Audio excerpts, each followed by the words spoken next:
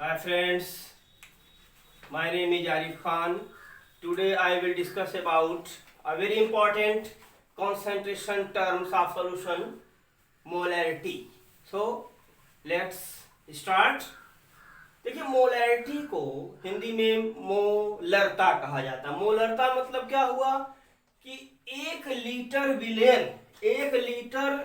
विलेय में घुले हुए विलेय के मोल की संख्या, number of moles of solute present in 1 litre of solution. 1 litre solution में जितना नंबर ऑफ सॉल्यूट डिसॉल्व होता है उसी को हम मोलैरिटी, सॉल्यूशन की मोलैरिटी कहते हैं। यानी number of solute present, number of moles of solute present in 1 litre of solution. Number of moles of solute कैसे निकालेंगे? इसके लिए मोल कॉन्सेप्ट में पढ़े होंगे formula, number of moles equal to mass upon molar mass. मोलों की संख्या, मोल की संख्या बराबर भार बटा अणु भार। इस सूत्र से हम नंबर ऑफ मोल्स निकाल सकते हैं। तो मोलैरिटी क्या हो गई? Number of moles of solute dissolved in per litre of solution. 1 litre solution में number of moles of solute जितना मौजूद होते हैं उसी को हम मोलैरिटी कहते हैं। तो मोलैरिटी का फॉर्मूला क्या बन गया? Molarity equal to number of moles of solute divided by volume of solute in 1 litre, या लीटर कर लें पर लीटर। अब number of moles of solute क्या हो जाएगा? Mass upon molar mass. Then we can write here mass of solute, number of moles of solute की जगह क्या लिख सकते हो?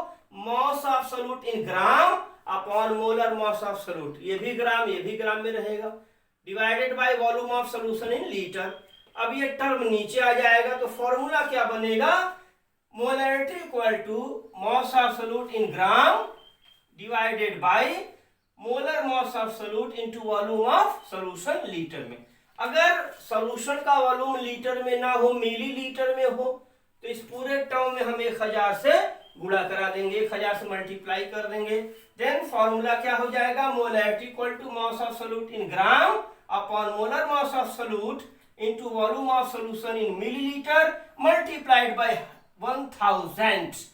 विलेय की मोलरता बराबर मास ऑफ सोल्यूट, यानी विलेय का भार ग्राम में बटा विलेय का अणु भार गुणे विलेय का आयतन मिलीलीटर में। ठीक है, इसमें 1000 से गुणा करा देंगे तो ये मोलरता, मोलैरिटी निकालने का फॉर्मूला बन जाएगा। मोलरता है क्या? मोल पर लीटर में सॉल्यूशन की कॉन्सेंट्रेशन है। तो मोलैरिटी की यूनिट क्या हो जाएगी? ये हो जाएगी यूनिट मोल पर लीटर। मोल पर लीटर मोलैरिटी की यूनिट, मोलरता की इकाई होती है।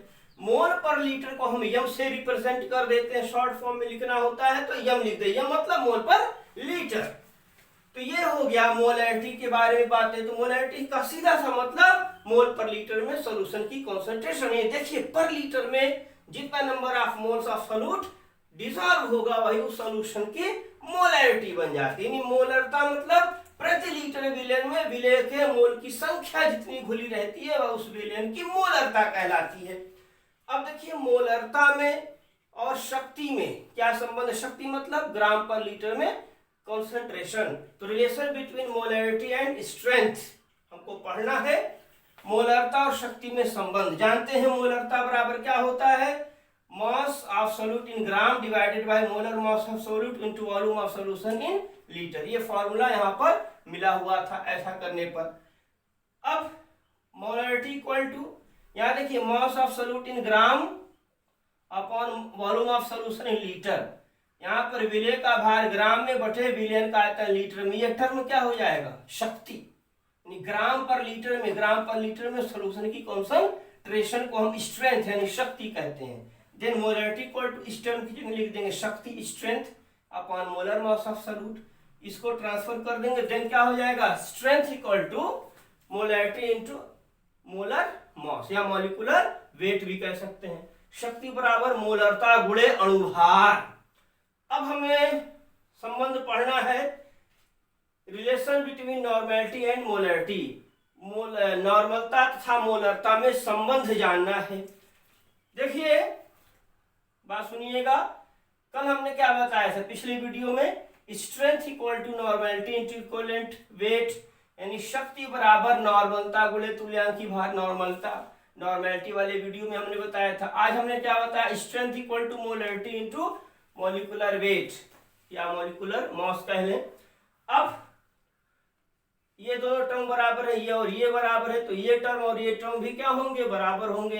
Normality into equivalent weight equal to molarity into molecular weight. अब इसको हम ट्रांसफर करें तो normality upon molarity equal to हो जाएगा molecular weight upon equivalent weight. नॉर्मलता बटे मोलरता बराबर अणुभार बटा तुल्यांकी भार। ये भी बहुत इंपॉर्टेंट फॉर्मूला है। कुछ इंपॉर्टेंट फैक्ट्स हम जान लेते हैं। देखिए, मोलर सॉल्यूशन, मोलर विलयन क्या होता है, जिस सॉल्यूशन की मोलरिटी 1 मोल पर लीटर होती है। मोल पर लीटर को शॉर्ट में हम यम से रिप्रेजेंट करते हैं।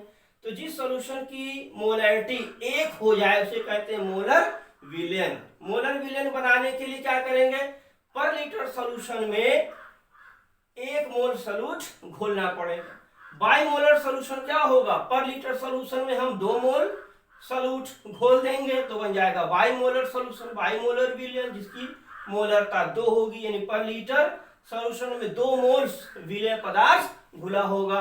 अगर आधा मोल पर लीटर घुल जाए, विलय का आधा मोल पर लीटर घुल जाए तो मोलरिटी कितनी हो जाएगी, 1/2 मोल पर लीटर। ऐसा सॉल्यूशन कहलाएगा सेमी मोलर विलयन, सेमी मोलर सॉल्यूशन। इसको कह सकते हैं 1/2 मोल पर लीटर की जगह लिखते हैं यम, या शॉर्ट फॉर्म में लिख सकते हैं यम/2। क्वेश्चन वगैरह में ऐसा ही दिया रहता है। अब बात करें डेसीमोलर सॉल्यूशन की, तो डेसीमोलर सॉल्यूशन का मतलब क्या हुआ कि पर लीटर सॉल्यूशन में 1/10 मोल घुला हो विलय का, यानी सॉल्यूट का 1 मोल का 10वां हिस्सा घोलेंगे तो विलयन की मोलरिटी 1/10 मोल पर लीटर हो जाएगी। और जिस सॉल्यूशन की मोलरिटी 1/10 मोल पर लीटर होती है उसे कहते हैं डेसीमोलर सॉल्यूशन।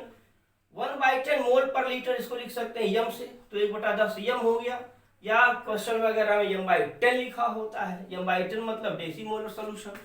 अगर कहा जाए सेंटीमोलर सॉल्यूशन, तो 1 मोल का 100वां हिस्सा पर लीटर सॉल्यूशन में घोल देंगे तो अब यह बन जाएगा सेंटीमोलर सॉल्यूशन। 1/100 मोल पर लीटर इसकी कॉन्सेंट्रेशन हो जाएगी। इसको शॉर्ट में क्या लिख सकते हैं, m/100 ऐसे। अगर कहा जाएगा मिलीमोलर सॉल्यूशन, मिलीमोलर विलयन, तो पर लीटर सॉल्यूशन में सॉल्यूट का विलय का 1 मोल का 1000वां हिस्सा घुला होगा और सॉल्यूशन की मोलरिटी हो जाएगी 1/1000 मोल पर लीटर, या 1/1000 कैपिटल यम, या इसको लिख सकते हैं यम/1000। तो यह कहलाएगा मिलीमोलर सॉल्यूशन। अब इसके आगे हम देखें, कुछ चीजें जानते हैं, आगे अब बढ़ा जाए।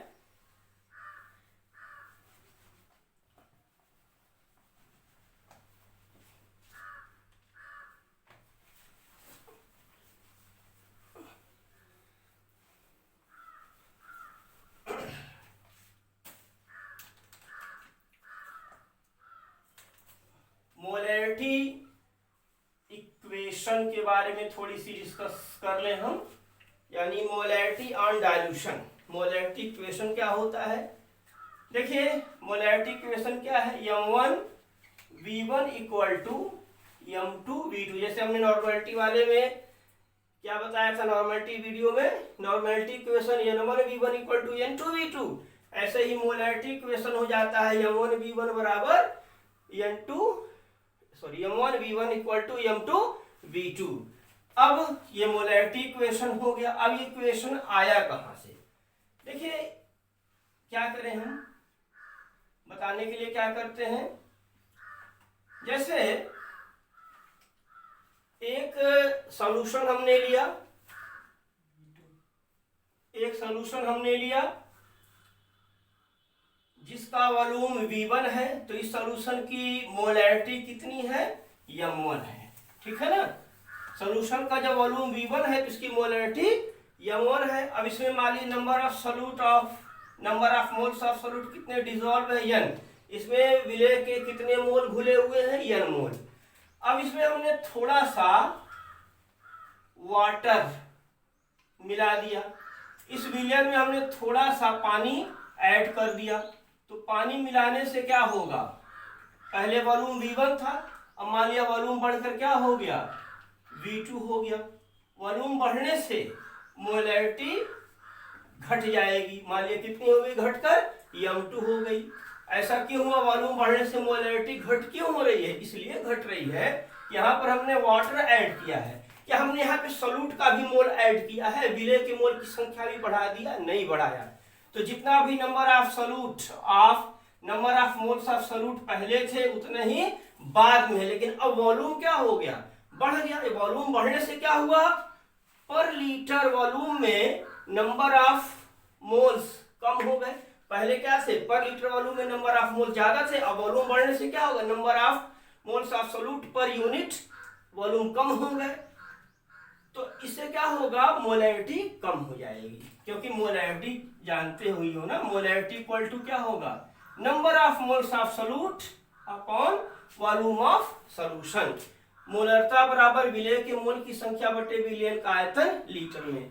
अब m और v एक दूसरे के इनवर्सली प्रोपोर्शनल है, अगर वॉल्यूम बढ़ेगा तो मोलैरिटी कम हो जाएगी। तो ये कंसंट्रेटेड सॉल्यूशन था और इसमें हमने वाटर ऐड करके इसको हमने डाइल्यूट कर लिया। अब ये डाइल्यूट सॉल्यूशन हो गया, डाइल्यूट सॉल्यूशन हो गया।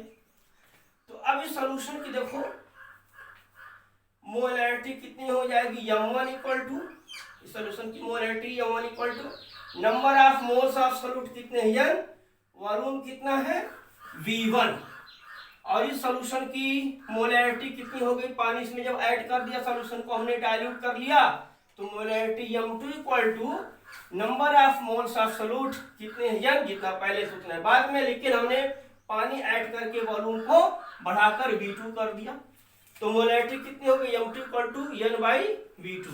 नंबर ऑफ मोल्स की वैल्यू निकाले इस सॉल्यूशन के लिए, n इक्वल टू क्या हो जाएगा, m1 V1, और इस सॉल्यूशन के लिए number of moles of solute कितने हो जाएंगे, n equal to m2 V2, क्योंकि number of moles of solute तो चेंज नहीं हो रहे हैं, वॉल्यूम चेंज हो रहा है ना, तो n की वैल्यू इक्वल है then m1 V1 equal to m2 V2 हो जाएगा। इस तरह से प्रूव हो गया ये m1 V1 equal to m2 V2। ये हमारा मोलैरिटी इक्वेशन कहलाता है, मोलैरिटी ऑन डाइल्यूशन की हमने बात कर लिया।